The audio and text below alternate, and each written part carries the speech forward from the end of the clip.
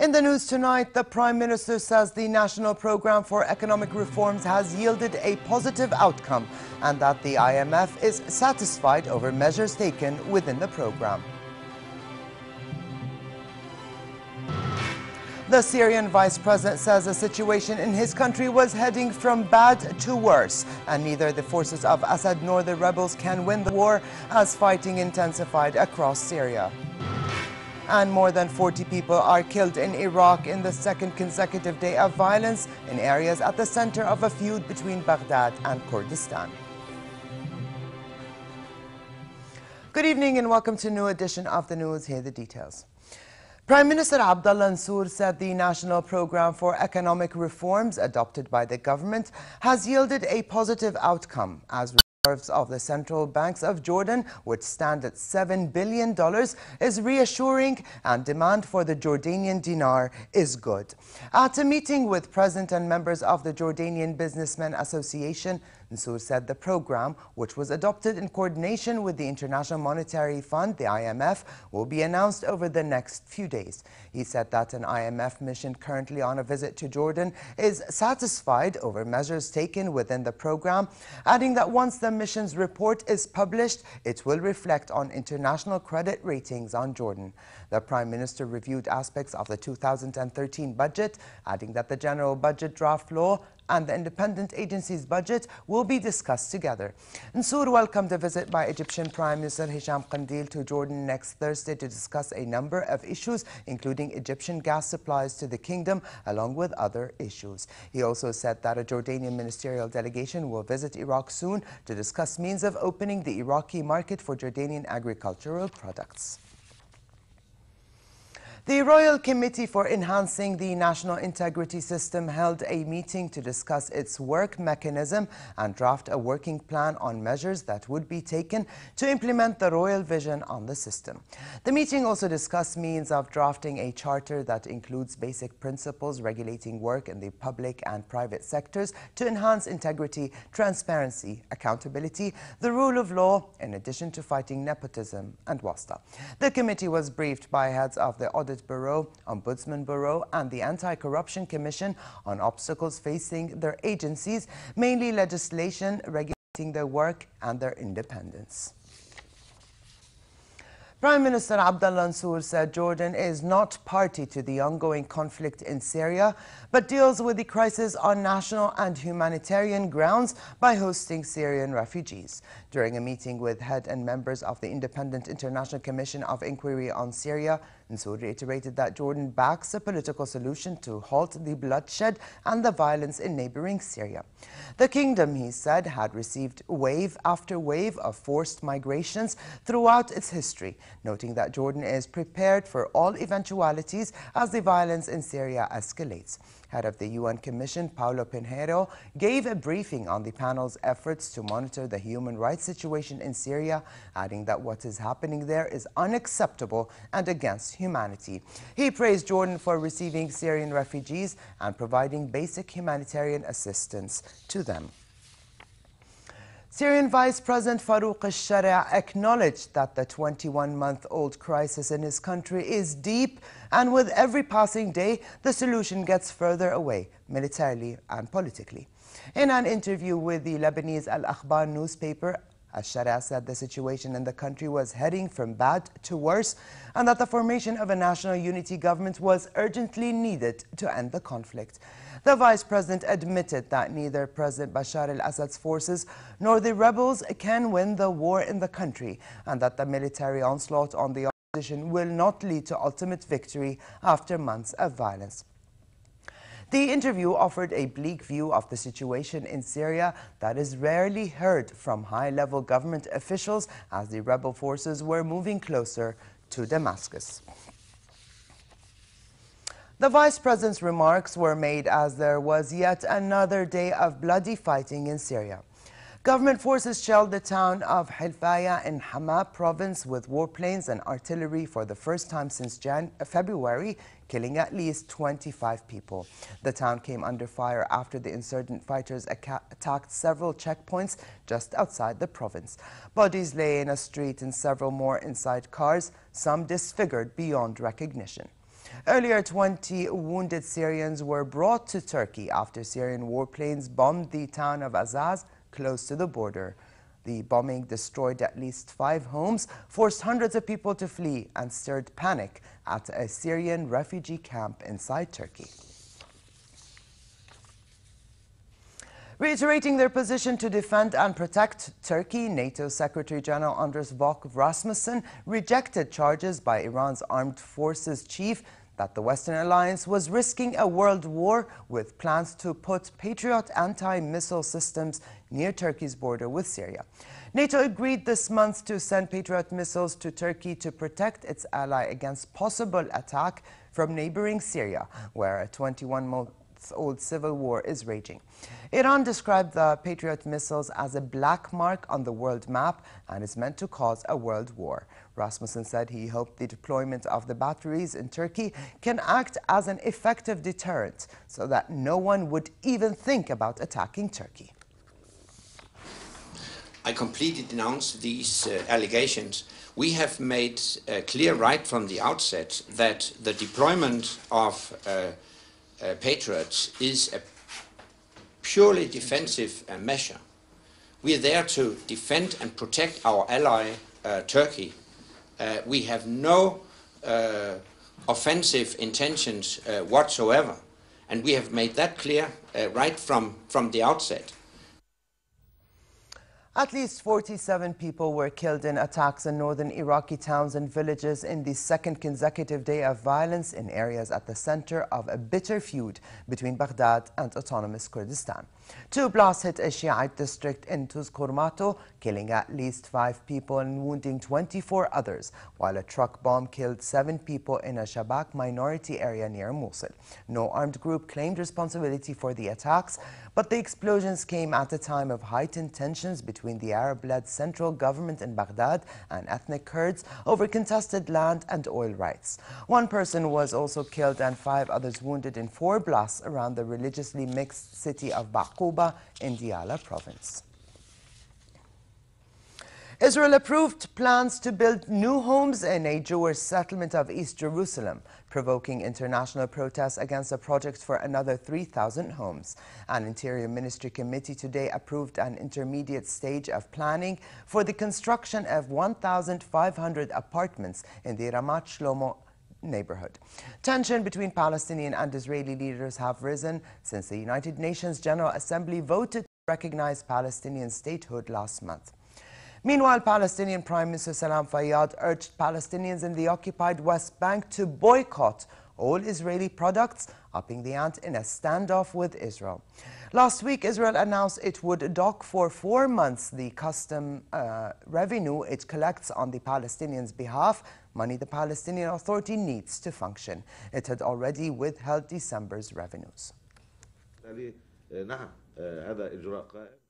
Yes, there is assault against our people's rights to live, assault against the income of our people, so we will not stay calm. Yes, I called the people to voluntarily stop buying Israeli products as long as there is a national alternative product. There is a legal reaction to all the violations against our right to live. There should be a reaction. As we buy Israeli products, there is accumulation of our taxes, which will give Israel a tool that it is using against us illegally by using our money, including the exporting from Israel. Israel is seizing this money as a punishment, and we do not accept this. Pope Benedict told Palestinian President Mahmoud Abbas that the Vatican hoped the recent de facto recognition of Palestinian statehood at the United Nations would spur the international community to find a solution to the Arab-Israeli conflict. During talks in the Vatican's Apostolic Palace, the Pope renewed calls for an internationally guaranteed special status for Jerusalem, something which Israel rejects. The Pope and Abbas also discussed the Middle East region in general and its troubles, including Syria. Abbas was also due to meet the Italian Prime Minister and other senior officials. The Palestinian president is on a tour of Europe to thank countries that supported the November 29 resolution by the UN General Assembly recognizing Palestine. A day of long lines of voters in Egypt ended and counting began. Preliminary results showed that around 56% of Egyptians in the first phase accepted the new draft constitution. The Elections Committee has not yet confirmed the results and will wait for the outcome of the second phase on Saturday to announce the complete and final numbers. The second round of voting will be in districts seen as even more sympathetic towards Islamists and is expected to give another yes. If so, the constitution should be approved. Clashes broke out during counting and there were warnings of instability once again flashing through the country, along with a wide opposition rejection to the results and various reports of voting violations. The opposition National Salvation Front urged the organizers of the referendum to investigate what it said were voting violations and ensure that the second round of balloting was properly supervised. It also called for protests across the country tomorrow to stop forgery and bring down the invalid draft constitution. Human rights activists are also arguing that there were numerous violations and are demanding an immediate response. We reported violations to the General Prosecution and called the Election Committee to investigate. In accordance to an appeals court verdict in 2005, the violations that occurred yesterday mean that the voting is void. Therefore, we demand to repeat the voting of the first phase. And if they don't respond to the legal efforts, we will then revert to the political powers in the streets. A large explosion rocked the southern Lebanese town of Tir Harfa, 5 kilometers from the border with Israel, but there were no reports of casualties. A Lebanese security source said the blast was caused by a rocket that had been fired into Lebanon during the 2006 war with Israel, but did not detonate on impact. The explosion did kill several farm animals. According to local residents, a spokesman for the UN peacekeeping force in Lebanon said UNIFIL soldiers in the area were still trying to ascertain the cause. And back here at home, Foreign Minister Nasser Judeh briefed Gulf Cooperation Council GCC ambassadors on the humanitarian impact of the Syrian conflict in Jordan. He updated the envoys of the six-nation GCC on a meeting he had yesterday with representatives of UN humanitarian and relief agencies, in which they agreed on closer coordination between the organizations and Jordanian ministries to upgrade services provided to refugees in health, education, and humanitarian fields. The foreign minister called for concerted efforts by Arab countries and the world community to help Jordan in this humanitarian endeavor. The ambassadors commended Jordan's humanitarian efforts towards the displaced Syrians and reaffirmed their country's support of that role. State Security Court Prosecutor General Military Judge Mohammad Hijazi said that a total of 91 detainees held over fuel price riots last month had been released. In a statement, he said the remaining 10 prisoners will be set free on bail tomorrow. The statement added that the prosecution will continue investigations with 15 others who were involved in acts of robbery and vandalism of public property in order to refer them to justice. At least 10 Afghan girls were killed in an explosion in eastern Afghanistan. The girls, aged between 9 and 11 years old, were collecting firewood in the volatile Nangarhar province when the explosion occurred. It was not yet clear whether the explosion was caused by a bomb planted by the Taliban, a landmine, or other unexploded ordnance left over from decades of conflict. And in a separate incident, Afghanistan's Taliban movement claimed responsibility for a suicide bombing in the capital, Kabul. The attack targeted a U.S. contracting company and killed 2 Afghan civilians and wounded 15 others, underscoring security challenges ahead of a NATO pullout. The Virginia-based company is involved in security and has built fuel storage systems in military bases in Afghanistan. A Taliban spokesman said the company was under their surveillance for a very long time. The Taliban and its allies have staged high-profile attacks in Kabul over the past few years against Western targets, including embassies, but attacks on Western companies are rare. Since the 1840s, it has been a tradition during the holiday season to send friends and loved ones Christmas cards. But today, in the age of technology, one doesn't have to hunt in shops for the right card anymore, as many are sending e-cards instead. A new application called TouchNote, which combines technology and printing, allows the user to design and redesign a greeting card within seconds of taking a picture. The following day, the card is printed and sent on its way. However, a recent survey by Royal Mail showed that 80% of people prefer traditional cards to e-cards. 25% said they would be making a bigger effort to send them this Christmas. But with more and more people complaining social media is isolating them rather than uniting them, TouchNote believes there will be significant demand for this new take on a time-honored tradition.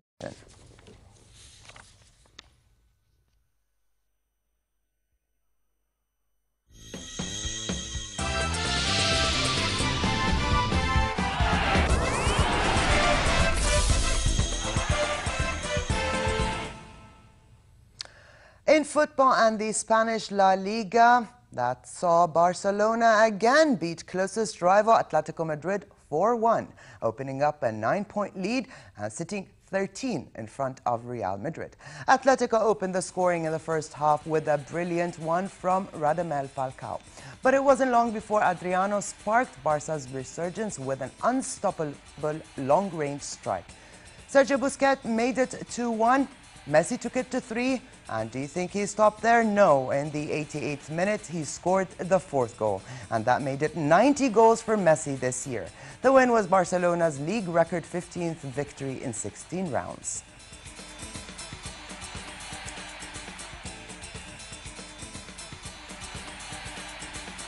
Barca's win came just after floundering Madrid had conceded in the final minutes to draw 2-2 at home with Espanyol.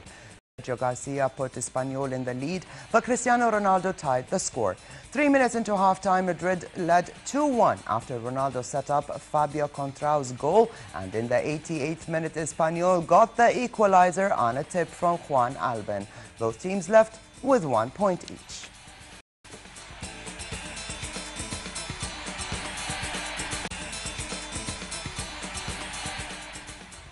And finally to the weather outlook. Cold and partly cloudy tonight with southeasterly light to moderate winds. A slight rise in temperature is expected tomorrow, but the weather will remain relatively cold and partly cloudy in the hilly areas and the Badia. Winds will be southwesterly moderate to brisk, picking up at times. The Gulf of Aqaba can expect fair conditions tomorrow with northerly moderate winds and calm seas. Here now is a look at temperatures forecast for tonight and tomorrow.